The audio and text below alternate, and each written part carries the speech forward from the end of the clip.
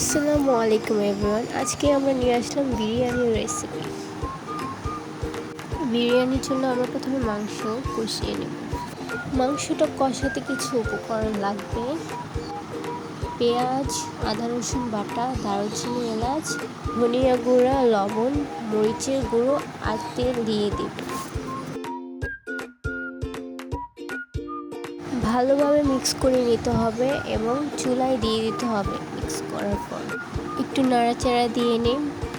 মাংসটা যখন হয়ে আসছে তখন বিরিয়ানির মশলাটা দিয়ে দিই। বিরিয়ানির জন্য আমি আলু দেবো, তাই হালকা ভেজে নিলাম।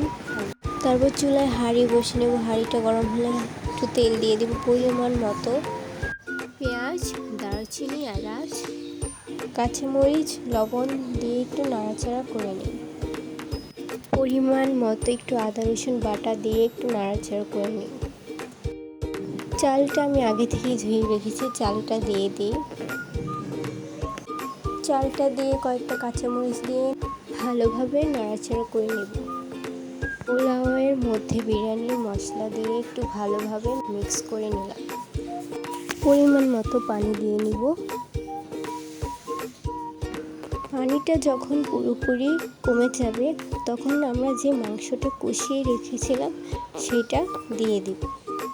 আমি কিন্তু মটরশুঁটিও দিয়েছি, আপনারাও চাইলে দিতে পারেন। এটা দিলে আরও ভালো লাগে খেতে। পোলাওয়ের সাথে মাংসটা ভালোভাবে নাড়াচাড়া করে মিক্স করে নিই। আমি কিছুটা টমেটো দিয়ে দিব। টমেটো দেওয়ার পরও আমি নাড়াচাড়া করে নিয়েছি। খুব ভালো স্মেল আসছে।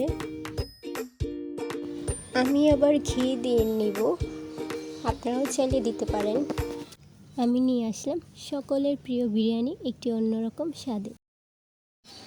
আল্লাহ হাফেজ এভরিওয়ান।